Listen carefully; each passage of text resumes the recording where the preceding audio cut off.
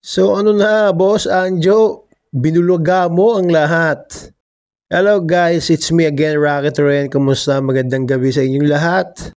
And ito na nga, naglabas na nga ang pep.ph na exclusive na sinabi ni Anjo Iliana na he's just bluffing Tito Sen. Said that Anjo Iliana admits he was bluffing, calls ceasefire with Senator Tito Soto. So, yun na yun? Ceasefire? Sayang naman, mataas ang engagement namin. Anjo, nakasad pa nga dito na I bluffed Tito Sen. I said, Tito Sen, fix your trolls. If that doesn't stop, what will I do with your chicks? I was just bluffing. I didn't think that the whole Philippines, the whole world will be in chaos. Yun na nga ba sinasabi ko, Dabber Cats Anjo eh.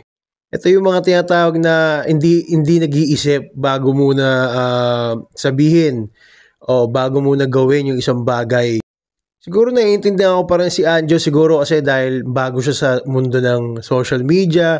So akala niya hindi katulad sa mga sa showbiz, katulad noon na sa mga dyaryo na i-write up mo yung isang artista o magsusulat ka sa magazine o sa yan nga sa dyaryo and blind item tas gano'n na lang. Ibang-iba na ngayon, Anjo. Ang social media ngayon, napakabilis pumutok. Hindi mo ba napapansin, di ba, panahon nun nung kay Daryl Yap saka kay Bossing Vic Soto. Ano nangyari? Social media yun, di ba? So, biglang pumutok. So, ngayon, sinabi mo at sinagot mo na rin yung tanong mo sa sarili mo na hindi mo alam na buong Pilipinas, buong mundo ay magkaagulo. So, yun na yun. Na talagang marami nagmamahal kay Tito Soto sa TVJ at sa Itbulaga. So, ibig sabihin, yung mga pinagsasabi mo, sino pang maniniwala sa'yo? Kung pati pala ito mambablap ka. Ibig sabihin, di rin totoo talagang umiyak si Direk Bert De Leon sa'yo. At sinasabi ng taong bayan na bakit siya iiyak sa isang Anjo Iliana lang. Di sana umiyak na lang siya sa TVJ. So, talagang wala. So, gumawa ka lang talaga ng ingay. So, ganyan ba talaga kayo? O ganyan ka ba talaga, Boss Anjo? Ano nangyari sa'yo? Kaso, damage has been done. So, eto na. Magulo na eh. So, bigla mo sinabing bluff and sinabi mo lang na hindi mo alam na magkaagulo buong Pilipinas, pag-uusapan. Yun na nga pag-uusapan dahil big name stall ang binangga mo. Siguro para sa akin, ilabas lang natin yung salitang politika. Siguro sana manaig ngayon yung pagkakaibigan.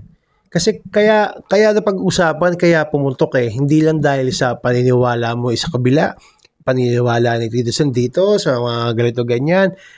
Ang ano dito is dati kayong magkakasama sa trabaho, dati kayong Dabber Cats. Ikaw na nagsabi na almost 21 years ka sa Itbulaga. Ang saya-saya, binabalikan ko nga kanina yung mga video nyo na parang wala lang, hindi maiisip ng kahit sino na mangyayari to. Kaya talagang pag-uusapan. And siyempre, pag sinabi naman Tito Soto, pag sinabi namang Dabber Cats, damay na rin buong Itbulaga. So, lahat, damay na. So, ano na lang ang ihaharap mong muka sa buong Dabber Cats kay Tito Soto, especially, na nadamay na. 'Di ba? Yung pagkakaibigan nang nawala. I mean, yun na lang eh. Yun na lang yung pinaka parang kaya pinag-uusapan to eh. Ngayon, mas pumangit pa dahil sinasabihan ka ngayon na kaya mo pinatulan yung ganyan dahil walang-wala ka na. Sinasabi ng mga tao sa comment section na laos ka na. Yun ang nakakalungkot, di ba? Pangit naman pakinggan. Pero sana naman huwag mo nang gawin. Huwag mo nang ulitin yung ganito. And alam ko naman may second chance. Wala namang masamang tinapay dyan sa TVJ ever since. Kaya sana wag ka nang gumawa nung ganitong hakbang kasi hindi talaga nakakatulong. Nakakalungkot lang, parang gumawa ka lang ng ingay din tapos wala na.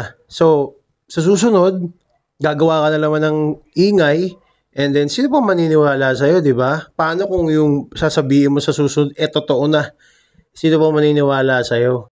Saka yun na nga, yung friendship, doon ako nangihinayang.